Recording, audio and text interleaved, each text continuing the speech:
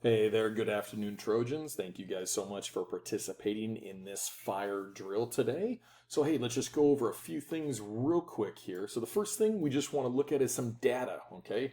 FEMA, which is also known as the Federal Emergency Management Agency, part of the Department of Homeland Security, did a study and they found that 47% of all school fires happen because of some suspicious activity. So, what that means, plain picture, things like arson, where someone starts it intentfully to cause harm in that one. 47% of the time. That's a pretty big number. So, all the more important, if you see something, say something, okay? Now, let's move to student steps. For if there were to be a fire at Tetzlaff, what we know is, excuse me, there's 4 steps that we go through. First one is we got to be aware of where the smoke or fire is coming from. Number 2, we got to assess and head to the nearest accessible exit point.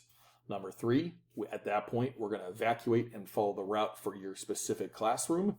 And then the last step, number 4, we're going to report to our assigned PE area on the north field. Pretty simple. 1 through 4, we do that all the time. We try our best to stay calm. Just remember the 4 steps. But let's put this into practice. Tetzlaff, we're at our library, our wonderful library here. We see a fire going on. We got to ask ourselves quickly, where do you exit? Think 3 seconds, take a look. Option 1 or 2?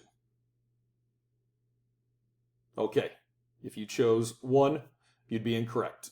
If you chose 2, you'd also be incorrect. And here's why.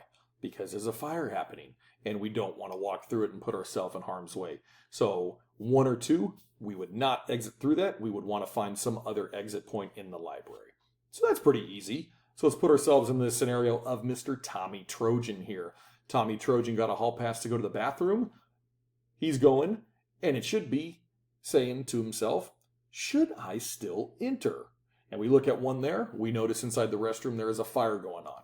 Obviously, it's very easy for us to say, Tommy Trojan definitely is not going to go in there. He's going to go report immediately on it. But that's an easy point. He wouldn't go in. Now, if we take away the fire, but we keep the smoke there, we ask this now, what should Tommy do? Should he continue to go into 1? Should he go back towards 2 in his classroom? Or could he evacuate and go through 3? Well, first things first. Deductive reasoning says, if there's a fire, there's going to be some smoke. So we know something's happening there. So Tommy, first thing, he is going to go and get help. So we wouldn't want Tommy to go into 1. We also wouldn't want Tommy to go through number 3 here because it is a shared wall, and that could create problems if there maybe was the fire in somewhere else that was a shared wall space with him on that one. So we'd want Tommy to go back to 2 and go get immediate help. But the situation is something that we ask you to really, these are the things we got to assess. We got to be aware that steps 1 and 2, we really want to practice that in situations when we find ourselves in there, okay? If we look at the evacuation map, this is good for all of our emergencies that could happen. This is also specific in our fire situation. If, for example, we were in Mrs. Barham's class over here, we would follow the green arrows over to the north field. If we found ourselves in Mrs. Nogal's class, we would follow the orange arrows and through.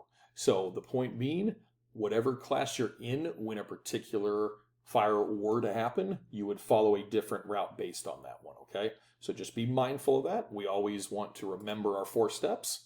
We're aware, we assess, we evacuate, and we report, and we're good. So hey, thank you, Trojans. We really appreciate you guys taking the time to listen to this.